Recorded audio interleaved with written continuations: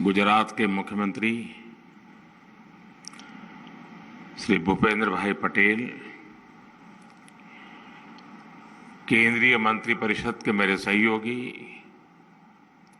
श्री अश्विनी वैष्णव जी, श्री राजीव चंद्रशेखर जी, अलग अलग राज्यों से जुड़े सभी प्रतिनिधि, डिजिटल इंडिया के सभी लाभार्थी, स्टार्टअप्स और इंडस्ट्री से जुड़े सभी साथी, एक्सपर्ट्स, एकेडमिशियंस, रिसर्चर्स, देवी और सज्जनों, आज का ये कार्यक्रम 21वीं सदी में निरंतर आधुनिक होते भारत की एक झलक लेकर आया है। टेक्नोलॉजी का सही इस्तेमाल पूरी मानवता के लिए कितना क्रांतिकारी है, इसका उदाहरण भारत ने डिजिटल इंडिया अभियान के तौर पर पूरे विश्व के सामने रखा है। मुझे खुशी है कि 8 वर्ष पहले शुरू हुआ ये अभियान बदलते हुए समय के साथ खुद को विस्तार दे रहा है। हर साल डिजिटल इंडिया अभियान में नए आयाम जुड़े हैं, नई टेक्नोलॉजी का समावेश हुआ है। आज के इस कार्यक्रम में जो नए प्लेटफॉर्म, नए प्रोग्राम लॉन्च हुए हैं, वो इसी श्रृंखला को आगे बढ़ा रहे हैं। अभी आपने छोटी छोटी वीडियो में देखा, माई स्कीम हो, भाषिणी भाषा दान हो, डिजिटल इंडिया जेनेसिस हो, चिप्स टू स्टार्टअप प्रोग्राम हो, या बाकी सारे प्रोडक्ट्स, ये सारे ईज ऑफ लिविंग और ईज ऑफ डूइंग बिजनेस को मजबूती देने वाले हैं। विशेष तौर पर इनका बड़ा लाभ भारत के स्टार्टअप इकोसिस्टम को होगा। साथियों, समय के साथ जो देश आधुनिक टेक्नोलॉजी को नहीं अपनाता, समय उसे पीछे छोड़कर आगे निकल जाता है।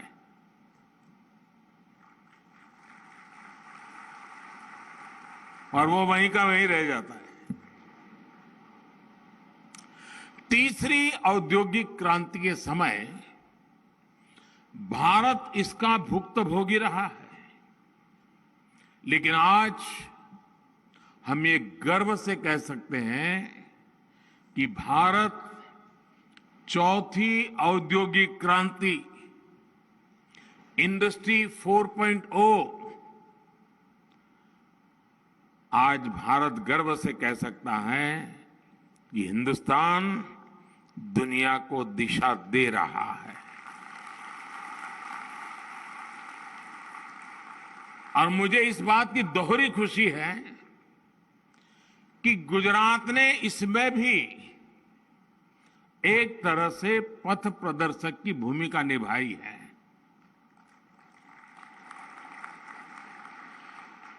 थोड़ी देर पहले यहां डिजिटल गवर्नेंस को लेकर गुजरात के बीते 1.5 दशकों के अनुभवों को दिखाया गया है। गुजरात देश का पहला राज्य था जहां Gujarat state data centre GSDC, Gujarat state wide area network GSWAN, ई ग्राम सेंटर्स और एटीवीटी जनसेवा केंद्र जैसे पिलर्स खड़े किए गए।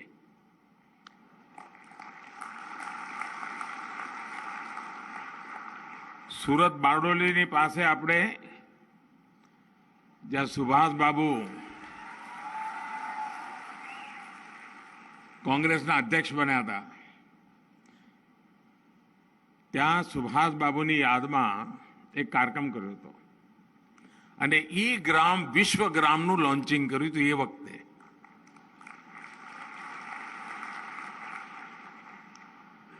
गुजरात के अनुभवों ने 2014 के बाद राष्ट्रीय स्तर पर टेक्नोलॉजी को गवर्नेंस का व्यापक हिस्सा बनाने में बहुत मदद की है। धन्यवाद गुजरात। यही अनुभव डिजिटल इंडिया मिशन का आधार बने। आज जब हम पीछे मुड़कर देखते हैं तो आपको महसूस होता है कि इन 7-8 सालों में डिजिटल इंडिया ने हमारा जीवन कितना आसान बना दिया है। 21वीं सदी में जिनका जन्म हुआ है, जो हमारी युवा पीढ़ी है, जिसका जन्म 21वीं सदी में हुआ है, उनके लिए तो आज डिजिटल लाइफ बहुत कूल लगती है, फैशन स्टेटमेंट लगता है उनको। लेकिन सिर्फ 8-10 साल पहले की स्थितियों को याद कीजिए। बर्थ सर्टिफिकेट लेने के लाइन, बिल जमा करना है तो लाइन, राशन के लिए लाइन, एडमिशन के लिए लाइन, रिजल्ट और सर्टिफिकेट लिए के लिए भी लाइन, बैंकों में लाइन। इतनी सारी लाइनों का समाधान भारत ने ऑनलाइन होकर कर दिया।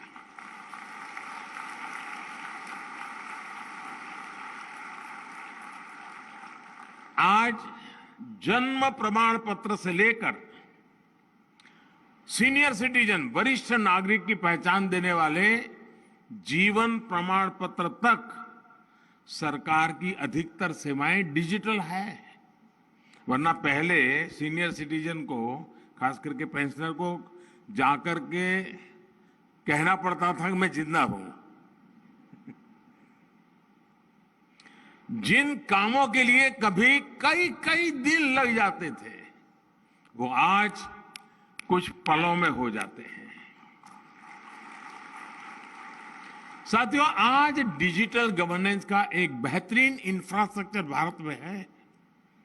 जनधन, मोबाइल और आधार,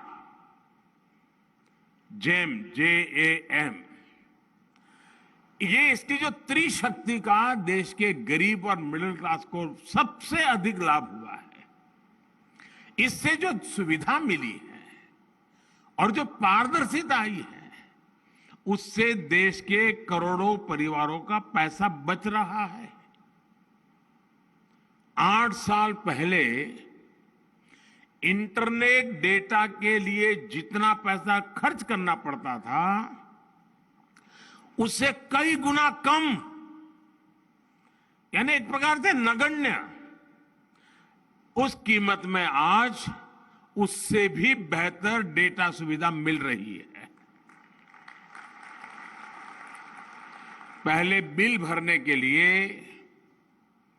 कहीं एप्लीकेशन देने के लिए, रिजर्वेशन के लिए, बैंक से जुड़े काम हो, ऐसी हर सेवा के लिए दफ्तरों के चक्कर लगाने पड़ते थे। रेलवे का आरक्षण करवाना और गांव में रहता हो तो बेचारा है पूरा दिन खपा करके शहर में आता था। 100-150 रुपया बस का किराया खर्चा करता था और फिर लाइन में लगता था रेलवे आरक्षण के लिए। आज वो कॉमन सर्विस सेंटर पे जाता है और वहीं से उसको ये मेरी कॉमन सर्विस सेंटर वाली फोन दिखती है। और वहीं से उसका काम हो जाता है, गांव में ही हो जाता है, और गांव वालों को भी पता है कि हाँ ये व्यवस्था है। इसमें भी किराए, भाड़े, आना जाना, दिन लगाना, सभी खर्चों में कटौती आई है। गरीब, मेहनत मजदूरी करने वालों के लिए तो ये बचत और भी बड़ी है, क्योंकि उनका पूरा दिन बच जाता है। और कभी कभी हम सुनते थे ना, टाइम इज मनी। सुनने और कहने में तो अच्छा लगता है, लेकिन जब उसका अनुभव सुनते हैं तो दिल को छू जाता है। मैं अभी काशी गया था, तो काशी में रात को, दिन में तो इधर उधर जाता हूं तो ट्रैफिक और लोगों को परेशानी, तो फिर मैं रात को 1-1:30 बजे रेलवे प्लेटफॉर्म पर चला गया देखने के लिए वे कहाँ क्या हाल है, कि वहां के एमपी हूं तो काम तो करना है।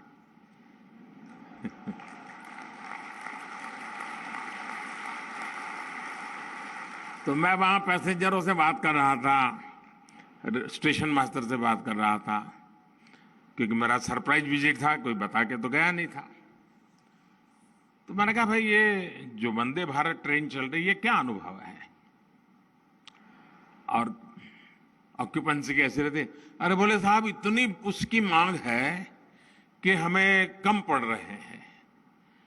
तो मैंने कहा ये तो थोड़ी ट्रेन महंगी है, इसकी टिकट ज्यादा लगती है, इसमें लोग क्यों जाते हैं? बोले साहब इसमें मजदूर लोग सबसे ज्यादा जाते हैं, गरीब लोग सबसे ज्यादा जाते हैं। मैंने कहा कैसे भाई? मेरे लिए सरप्राइज था। बोले वो 2 कारण बताते हैं। एक, बोले वंदे भारत ट्रेन में स्पेस इतनी है कि सामान उठा के लेके जाते हैं तो रखने की जगह मिल जाती है। गरीब का अपना एक हिसाब है। और दूसरा, समय जाने में 6-8 घंटे बढ़ जाता है, तो वहां तुरंत काम पे लग जाता हूं, तो 6-8 घंटे में जो कमाई होती है, टिकट तो उससे भी कम में लग जाती है। टाइम इज मनी कैसे गरीब हिसाब लगाता है। बहुत पढ़े लिखे लोगों को इसकी समझ बहुत कम होती है।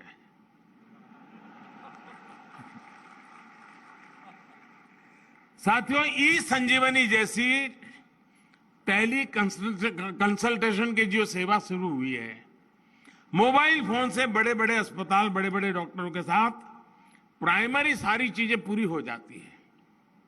और इसके माध्यम से अब तक 3 करोड़ से अधिक लोगों ने अपने घर में बैठे ही अपने मोबाइल से अच्छे अस्पताल में अच्छे से डॉक्टर से कंसल्ट किया है। अगर उनको डॉक्टर के पास जाना पड़ता तो आप कल्पना कर सकते हैं कितनी कठिनाइयां होती, कितना खर्चा होता।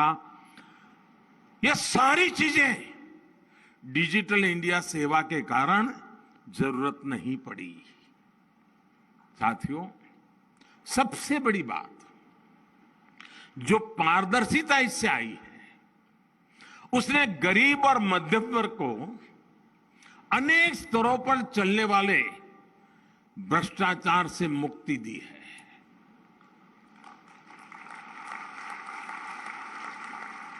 हमने वो समय देखा है जब बिना घूस दिए कोई भी सुविधा लेना मुश्किल था। डिजिटल इंडिया ने सामान्य परिवार का ये पैसा भी बचाया है। डिजिटल इंडिया बिचौलियों के नेटवर्क को भी समाप्त कर रहा है। અને મને તો યાદ છે એકવાર વિધાનસભામાં ચર્ચા થયેલી, અને આજે ચર્ચાને યાદ કરું તો મને આશ્ચર્ય થાય કે આવી બધી વાત વિધાનસભામાં થતી હતી. કેટલાક પત્રકારો જઈને શોધશે, હવે શોધી કાઢશે બધું. વિષય એવો હતો કે જે વિધવા પેન્શન મળે છે, તો એ વખતે મેં કહ્યું કે આપણે એક કામ કરો ભાઈ, પોસ્ટ ઓફિસમાં ખાતા ખોલાવી દો અને ત્યાં એમનો ફોટો હોય અને આ બધી વ્યવસ્થા હોય, અને પોસ્ટ ઓફિસમાં જઈને એ જે વિધવા બહેન હોય એને પેન્શન મળી જાય.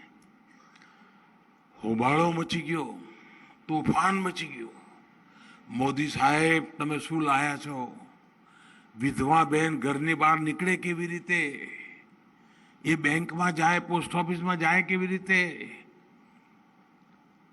એને પૈસા લે કેવી રીતે? બધું જાત જાતનું ભાષણ તમે વાંચો તો બધી મજા આવે એવું બધું બોલ્યા છે. મેં કોઈ ભાઈ મારે તો આ રસ્તે જવું છે, હવે તમે મદદ કરો તો સારું. ના કરી મદદ, પણ આપણે ગયા, કારણ જનતાએ મદદ કરી છે ને.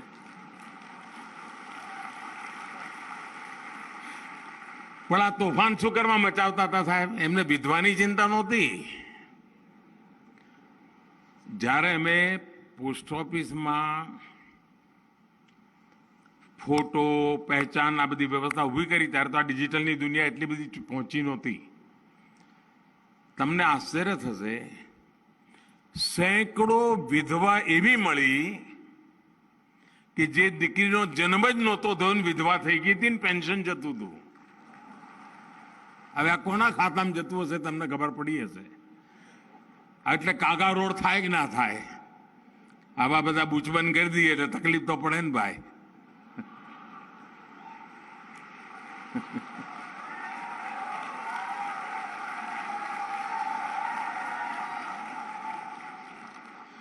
આજે टेक्नोलॉजी નો उपयोग કરીને डायरेक्ट बेनिफिट ट्रांसफर के माध्यम से बीते 8 साल में 23 लाख करोड़ रुपए से अधिक सीधे लाभार्थियों के बैंक खाते में भेजे गए हैं. इस टेक्नोलॉजी की वजह से देश के 2,23,000 करोड़ रुपए यानी करीब करीब 2.25 लाख करोड़ रुपए जो किसी और के हाथ में, गलत हाथ में जाते थे, वो बच गए हैं दोस्तों. साथियों, डिजिटल इंडिया अभियान ने जो एक बहुत बड़ा काम किया है वो है शहर और गांव के बीच की खाई को कम करना. हमें याद होगा, शहर में तो फिर भी कुछ सुविधा थी, गांवों के लोगों के लिए तो हालत और भी मुश्किल भरे थे. गांव और शहर की खाई भरेगी इसकी भी कोई कल्पना भी नहीं कर सकता था. गांव में छोटी से छोटी सुविधा के लिए भी आपको ब्लॉक, तहसील, जिला हेडक्वार्टर के दफ्तरों के चक्कर लगाने पड़ते थे. ऐसी सारी मुश्किलों को भी डिजिटल इंडिया अभियान ने आसान बनाया है और सरकार को नागरिक के द्वार पर, उसके गांव, घर और उसकी हथेली में फोन पर लाकर खड़ा कर दिया है. गांव में सैकड़ों सरकारी सेवाएं डिजिटली देने के लिए पिछले 8 वर्ष में 4 लाख से अधिक नए कॉमन सर्विस सेंटर जोड़े जा चुके हैं.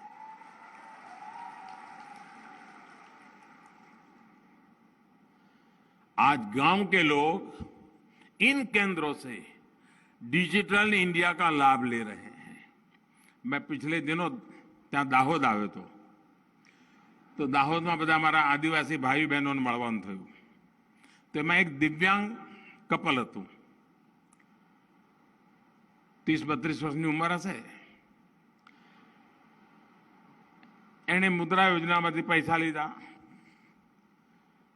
કોમ્પ્યુટરનું થોડું બધું શીખ્યા અને પતિ પત્નીએ કોમન સર્વિસ સેન્ટર શરૂ કર્યું દાહોદના આદિવાસી જિલ્લાના એક નાના ગામડામાં. એ ભાઈ અને એમના પત્ની મને મળ્યા. એ મને કે સાહેબ મારી એવરેજ 28,000 રૂપિયાની આવક છે. ગામડામાં લોકો હવે મારે ત્યાં જ સેવા લે છે. ડિજિટલ ઇન્ડિયાની તાકાત જુઓ ભાઈ.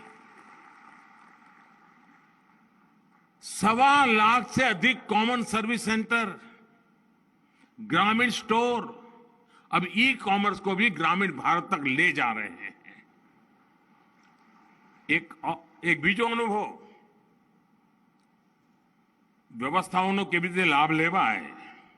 મને યાદ છે જ્યારે હું અહીંયા ગુજરાતમાં હતો તો ખેડૂતોને વીજળી બિલ ભરવા માટે તકલીફ પડતી હતી. એના પૈસા લેવાની જગ્યાઓ 800 કે 900 હતી.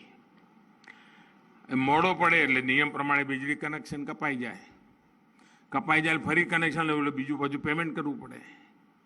આપણે ભારત સરકારને એ વખતે વિનંતી કરી, અટલજીની સરકાર હતી, અટલજીને મેં વિનંતી કરી કે સાહેબ આ પોસ્ટ ઓફિસમાં લેવાનું મને ચાલુ કરી આપો ને, વીજળીનું બિલ અમારા ખેડૂતનું પોસ્ટ ઓફિસવાળા લે એટલું કરી આપો.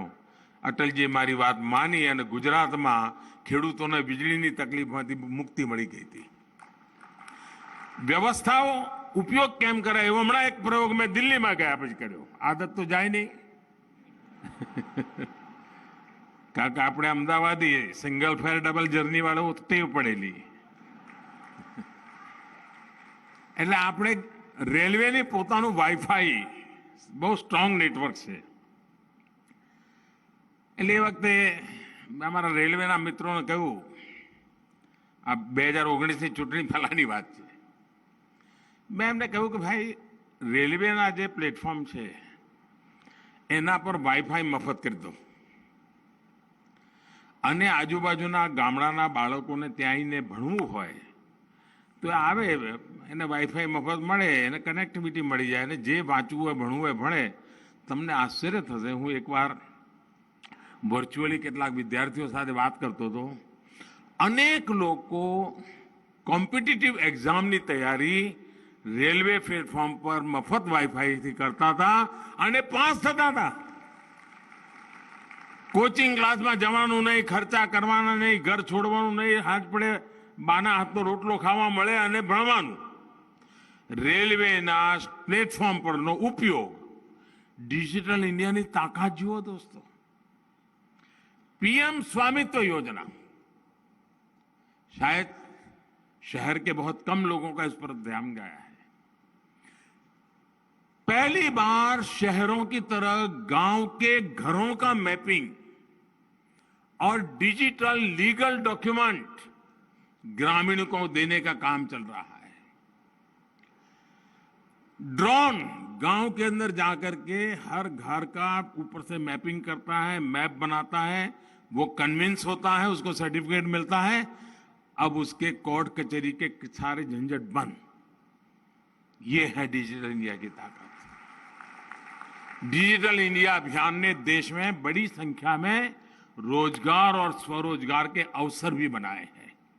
साथियों, डिजिटल इंडिया का एक बहुत ही संवेदनशील पहलू भी है. उसकी उतनी चर्चा शायद बहुत ज्यादा होती नहीं है. डिजिटल इंडिया ने खोए हुए अनेक बच्चों को कैसे अपने परिवार तक वापस पहुंचाया, ये जानकर के आपके हृदय को छू जाएगा दोस्तों. अभी मैं और मेरा तो आपसे आग्रह है, जो यहाँ डिजिटल का एग्जीबिशन लगाया आप जरूर देखिए.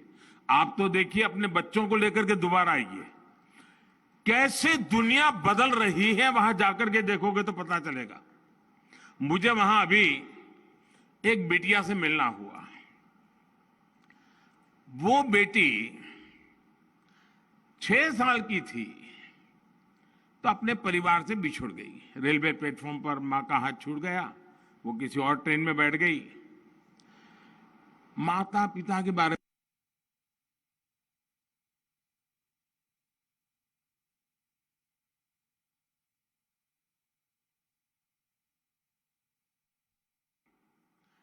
छह साल की थी तो अपने परिवार से बिछुड़ गई. रेलवे प्लेटफॉर्म पर मां का हाथ छूट गया, वो किसी और ट्रेन में बैठ गई. माता पिता के बारे में ये सीधा प्रसारण आप देख रहे हैं. प्रधानमंत्री नरेंद्र मोदी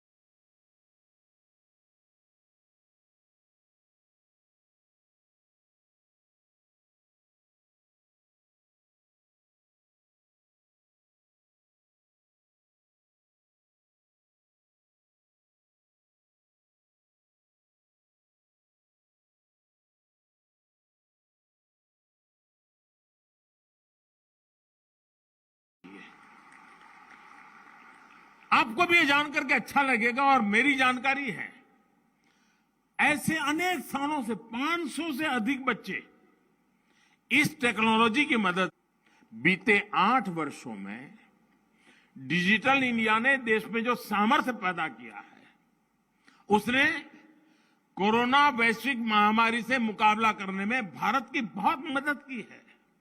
आप कल्पना कर सकते हैं कि अगर डिजिटल इंडिया अभियान नहीं होता तो 100 साल में आई ये सबसे बड़े संकट के समय देश में हम क्या कर पाते। हमने देश की करोड़ों महिलाओं, किसानों, मजदूरों, उनके बैंक अकाउंट में एक क्लिक करके हजारों करोड़ रुपए उनके यहां पहुंचा दिए। उनको जीने की कोई तकलीफ नहीं होने दी। One nation one ration card की मदद से हमने 80 करोड़ से अधिक देशवासियों को मुफ्त राशन सुनिश्चित किया। ये टेक्नोलॉजी की कमाल है। हमने दुनिया का सबसे बड़ा और सबसे एफिशिएंट कोविड वैक्सीनेशन और कोविड रिलीफ प्रोग्राम चलाया। आरोग्य सेतु और कोविन ये ऐसे प्लेटफॉर्म है कि उसके माध्यम से अब तक करीब करीब 200 करोड़ वैक्सीन डोज उसका पूरा रिकॉर्ड उपलब्ध है। कौन रह गया, कहां रह गया, उसकी जानकारी उसके माध्यम से प्राप्त होती है और हम टारगेटेड व्यक्ति को वैक्सीनेशन का काम कर पा रहे हैं। दुनिया में आज भी चर्चा है कि वैक्सीन सर्टिफिकेट कैसे लेना। कई दिन निकल जाते हैं। हिंदुस्तान में वो वैक्सीन लगा करके बाहर निकलता है, उसके मोबाइल फोन पर सर्टिफिकेट मौजूद होता है।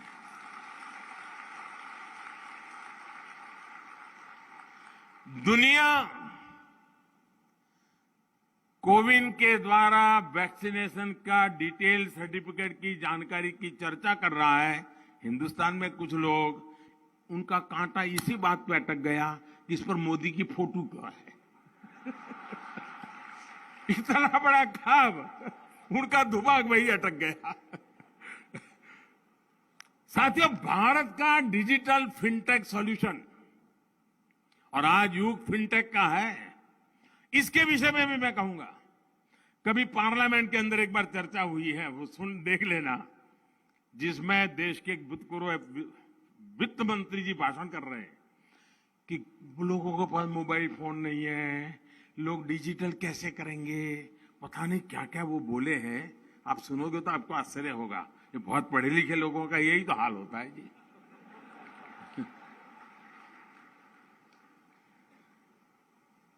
फिनटेक, यूपीआई यानी यूनिफाइड पेमेंट इंटरफेस, आज पूरी दुनिया इसको आकर्षित हो रही है। वर्ल्ड बैंक समेत सबने ये उत्तम से उत्तम प्लेटफॉर्म के रूप में उसकी सराहना की है। और मैं आपसे कहूंगा कि यहां एक प्रदर्शनी में एक पूरा फिनटेक डिवीजन है। ये कैसे काम करते हैं उसका आपको वहां देखने को मिलेगा। किस प्रकार से मोबाइल फोन पर पेमेंट होते हैं, कैसे पैसे आते हैं जाते हैं, सारा वैसे आपको यहां देखने को मिलेगा। और मैं कहता हूं ये फिनटेक का जो प्रयास हुआ है, ये सही मायने में by the people, of the people, for the people, इसका उत्तम से उत्तम समाधान है। इसमें जो टेक्नोलॉजी है वो भारत की अपनी है, यानी बाय द पीपल। देशवासियों ने इसे अपने जीवन का हिस्सा बनाया, यानी ऑफ द पीपल। इसने देशवासियों के लेन देन को आसान बनाया, यानी फॉर द पीपल। इसी वर्ष मई के महीने में भारत ने हर मिनट, गर्व करेंगे दोस्तों आप, भारत ने हर मिनट में 1,30,000 से अधिक यूपीआई ट्रांजैक्शन हुए हैं। हर सेकंड औसतन 2,200 ट्रांजैक्शन कंप्लीट हुए हैं प्रति सेकंड। यानी अभी जो मैं आपसे भाषण कर रहा हूं, जब तक मैं यूनिफाइड पेमेंट इंटरफेस, इतने शब्द बोलता हूं, इतने समय में यूपीआई से 7,000 ट्रांजैक्शन कंप्लीट हो चुके हैं।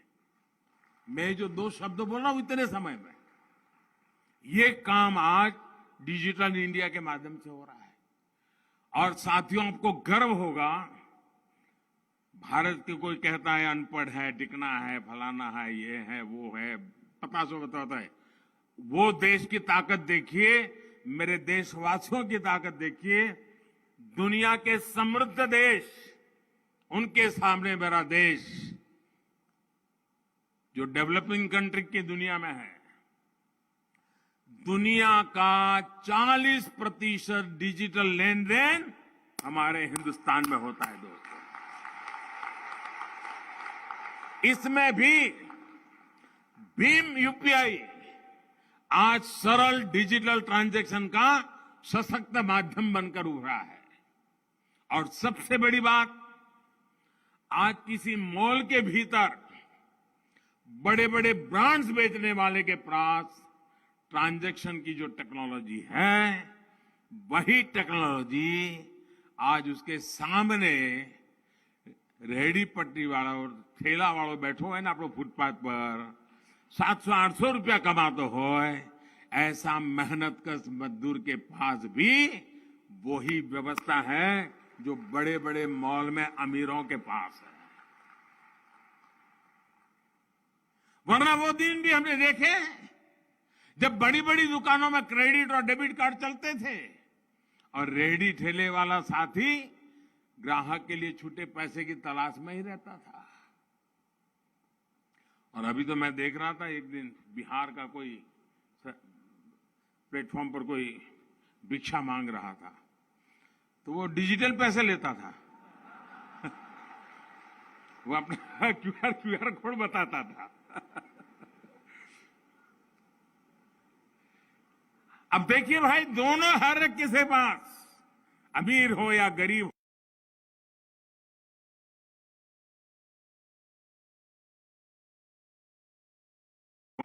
इसलिए आज दुनिया के विकसित देश हो या फिर वो देश जो इस प्रकार की टेक्नोलॉजी में इन्वेस्टमेंट नहीं कर सकते, उनके लिए यूपीआई जैसे भारत के डिजिटल प्रोडक्ट आज आकर्षण का केंद्र है।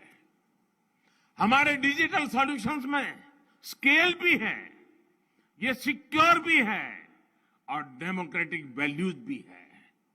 हमारा ये जो गिफ्ट सिटी का काम है ना, मेरे शब्द लिख के रखिए दोस्तों, और मेरा 2005 या 2006 का भाषण है वो भी सुन लीजिए। उस समय जो मैंने कहा था कि गिफ्ट सिटी में क्या क्या होने वाला है, आज वो धरती पर उतर होता हुआ दिखाई दे रहा है।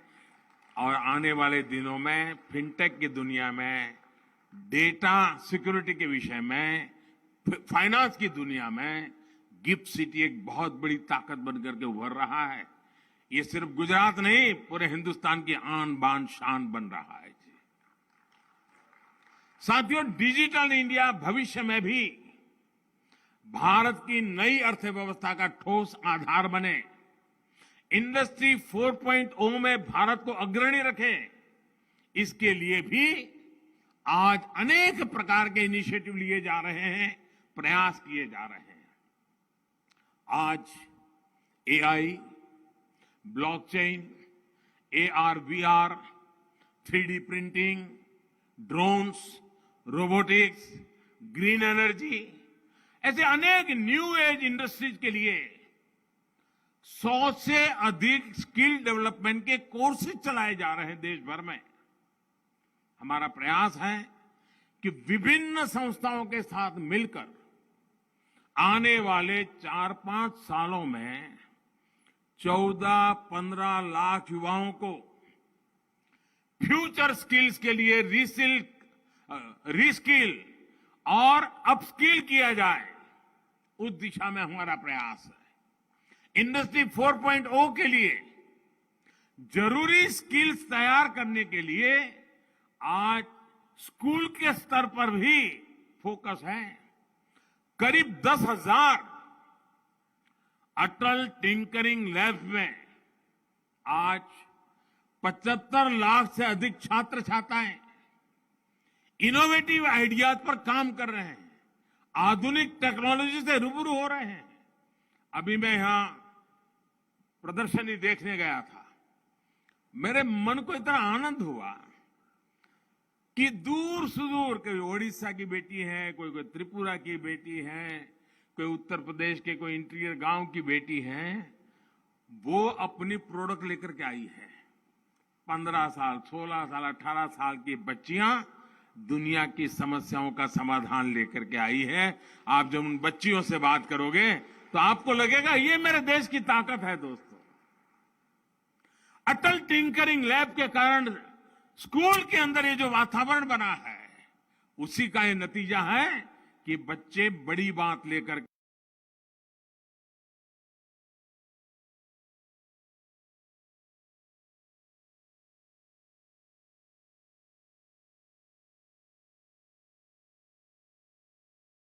के बड़ी समस्याओं के समाधान लेकर के आते हैं। 12 साल का होगा।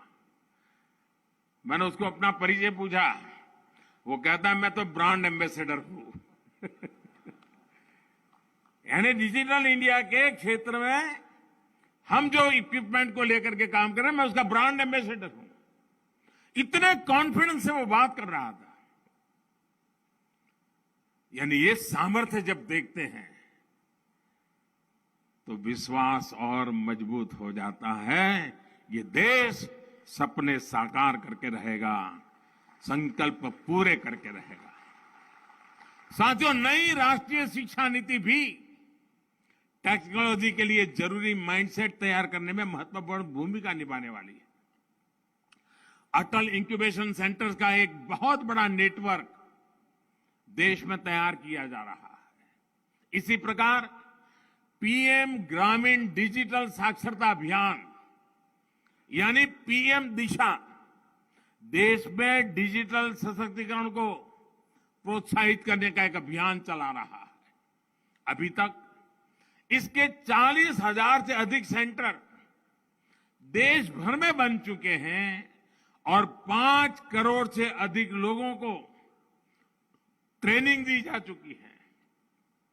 साथियों, डिजिटल स्किल्स और डिजिटल इंफ्रास्ट्रक्चर के साथ साथ टेक्नोलॉजी के सेक्टर में युवाओं को ज्यादा से ज्यादा अवसर देने के लिए अनेक विविध दिशाओं में रिफॉर्म किए जा रहे हैं।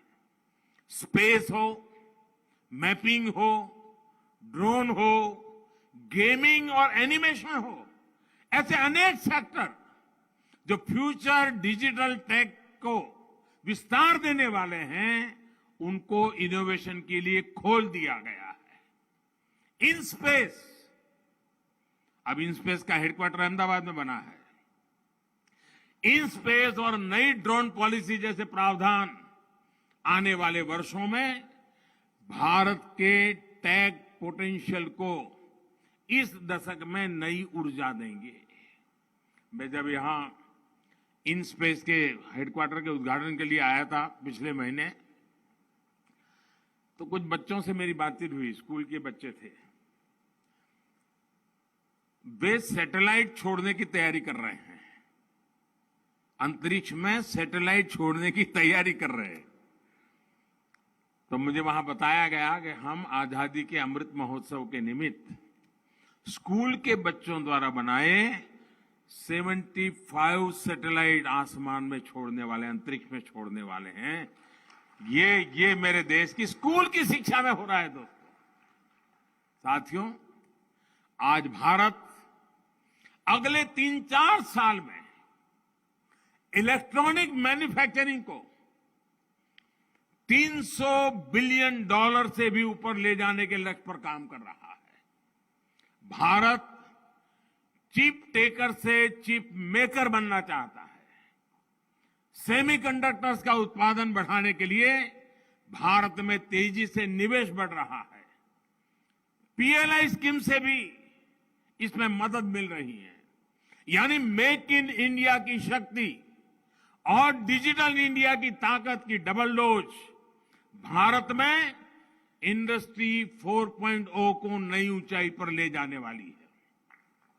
आज का भारत उस दिशा की तरफ बढ़ रहा है जिसमें नागरिकों को योजनाओं के लाभ के लिए, दस्तावेजों के लिए सरकार के पास फिजिकल रूप में आने की जरूरत नहीं होगी। हर घर में पहुंचता इंटरनेट और भारत की क्षेत्रीय भाषाओं की विविधता भारत के डिजिटल इंडिया अभियान को नई गति देगी। डिजिटल इंडिया अभियान ऐसे ही नए नए आयाम खुद में जोड़ता चलेगा। डिजिटल स्पेस में ग्लोबल लीडरशिप को दिशा देगा। और मैं आज, समय मेरे पास कम था, मैं हर यूनिट को नहीं देख पाया, लेकिन शायद 2 दिन भी कम पड़ जाए, इतनी सारी चीजें हैं वहां। और मैं गुजरात के लोगों से कहूंगा कि मौका मत छोड़िए। आप जरूर अपने स्कूल कॉलेज के बच्चों को वहां ले जाइए। आप भी समय निकाल के जाइए। एक नया हिंदुस्तान आपके आंखों के सामने दिखाई देगा और सामान्य मानवीय के जीवन की जरूरतों से जुड़ा हुआ हिंदुस्तान दिखेगा। एक नया विश्वास पैदा होगा, नए संकल्प घड़े जाएंगे और आशा आकांक्षाओं की पूर्ति का विश्वास लेकर के डिजिटल इंडिया के माध्यम से भी देश भविष्य का भारत, आधुनिक भारत,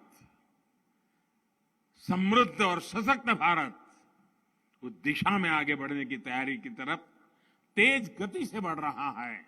इतने कम समय में जो प्राप्त किया है, भारत के पास टैलेंट है, भारत के नौजवानों का सामर्थ्य है, उन्हें अवसर चाहिए।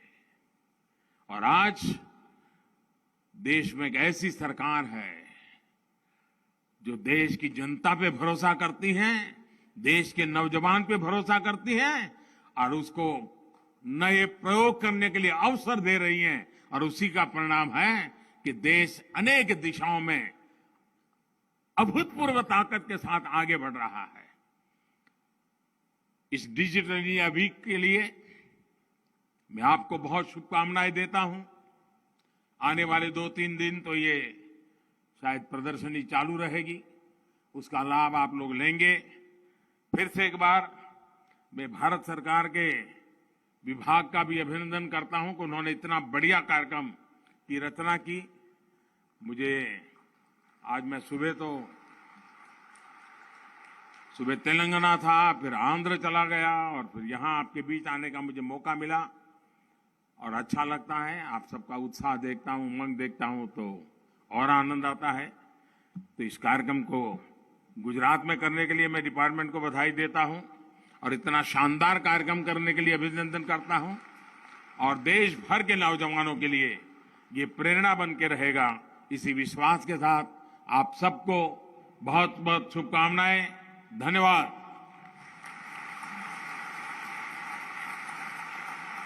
आप जो